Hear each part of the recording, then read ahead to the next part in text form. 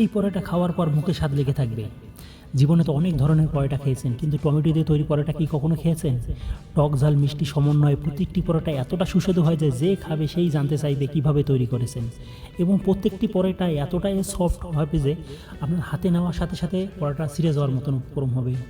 আসসালামু আলাইকুম everyone, welcome to back Tajmira cooking. আজকে আপনাদের সাথে শেয়ার করব কীভাবে আপনার টমেটো দিয়ে পরোটা তৈরি করবেন, তার পূর্ণাঙ্গ রেসিপি।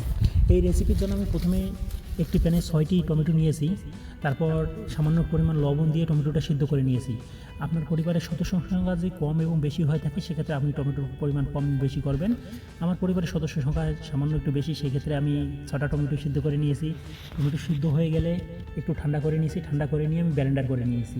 ব্লেন্ড করার পরে আমি টমেটোটার অংশটা সেঁকে নিয়েছি। সেঁকে নেওয়ার পরে যে বাড়তি অংশটা ছিল বিচি দানাদার, সেটা আমি ফেলে দিয়েছি।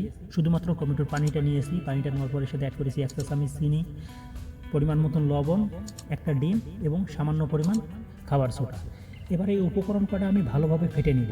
ভালোভাবে ফেটানো হয়ে গেলে এর সাথে আমি ময়দা মিক্স করব।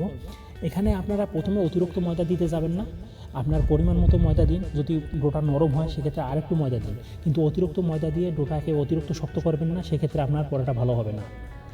সেজন্য প্রথমে হালকা হালকা করে ময়দা দিন, ডোটা তৈরি করুন। এবং ডোটা যাতে একেবারে শক্ত না হয়, একেবারে নরমও না থাকে, মিডিয়াম থাকে, সে দিকটা লক্ষ্য রাখুন। দেখুন আমার পরোটার ডোটা সম্পূর্ণরূপে রেডি হয়ে গেছে। আমার ডোটা কত সফট হয়েছে। এবার ডোটা আমি কিছু সময়ের জন্য ঢেকে রেখে দিব। এর ফাঁকে আমি প্রথমে একটি প্যানে পেঁয়াজ কুচি নিয়েছি। পেঁয়াজটা আমি খুব মিহি করে কুচি করেছি, তার সাথে কাঁচামরিচ কুচি এবং ধনেপাতা কুচি এবং সামান্য পরিমাণ লবণ দিয়ে এটা আমি ভালো করে ডলা দিয়ে নিব, মানে মথে নেবেন। মথে নেওয়ার পরে যখন ভালোভাবে মিক্সার হয়ে যাবে, মিক্সার হওয়ার পরে এর সাথে আমি অ্যাড করেছি একটা ডিম। এই ডিমটা আমি এখন আমরা যে ডিম ভাজি করি, ডিম ভাজির মতন করে ভালো করে মিক্স করে নিব। দেখুন আমি এভাবে মিক্সার করে নিয়েছি। মিক্সার যখন আমার হয়ে গেছে তখন আমি এটা প্লেট এক সাইডে রেখে দিব। প্লেট এক সাইডে রেখে আমি যে ডোটা, মানে আটার ডোটা তৈরি করেছিলাম, ময়দার ডোটা, সেই ডোটা আমি একটি টেবিলে নিয়ে কিছু সময় মথে নেব। কিছু সময় মথে নেওয়ার পরে এটা আমি পরোটা আকারে গোল্লা করে নেব। মানে আপনারা যতগুলো আটা মারবেন ততগুলোই তো গোল্লা হবে, সেভাবে গোল্লা করে নিন।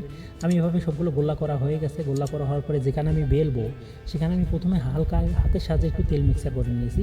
তেল মেখে নিয়েছি এই কারণে যে যাতে নিচে কোনো ধরনের লেগে না যায়।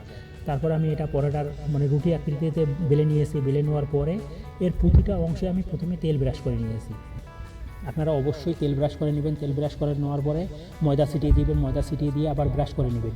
এক্ষেত্রে আপনার হবে কি, আপনার লেয়ার অনেকগুলো তৈরি হবে, পরোটাটা আরও সফট হবে, খেতে আরও সুস্বাদু হবে। দেখুন আমি এভাবে যে কয়টা ভাঁজ দিব, সব কটা ভাজে ভাজে আমি সেম নিয়মে আপনার প্রথমে তেল ব্রাশ করে নিয়েছি, পরে ময়দা দিয়ে আবার ব্রাশ করে নিয়েছি। কারণ পরোটাটা যত এখানে আপনি ময়দা খাওয়াতে পারবেন তত পরোটাটা সফট হবে। দেখুন আমি প্রতিটা অংশ এভাবে করে নিয়েছি। আর আপনাদের উদ্দেশ্যে একটি কথা, যদি আপনারা মানে প্রথমেই যদি একটু টমেটোটা বেশি করে নিয়ে নেন, মানে টমেটো আপনি বেশি করে সিদ্ধ করে নিয়ে নেন, সেক্ষেত্রে আপনার সুবিধা হলো যে আপনার আটার একটু কম বেশি হয়ে যায়, সেক্ষেত্রে আপনি মানে আটার ডোটা যদি নরম হয়ে মানে শক্ত হয়ে যায়, সেক্ষেত্রে আপনি ওই টমেটোর পানিটা আর একটু দিয়ে নরম করে নিতে পারবেন। কিন্তু এখানে অতিরিক্ত কোনো পানি অ্যাড করবেন না, তাহলে পরোটাটা আপনি পারফেক্টভাবে মানে সুস্বাদু হবে না।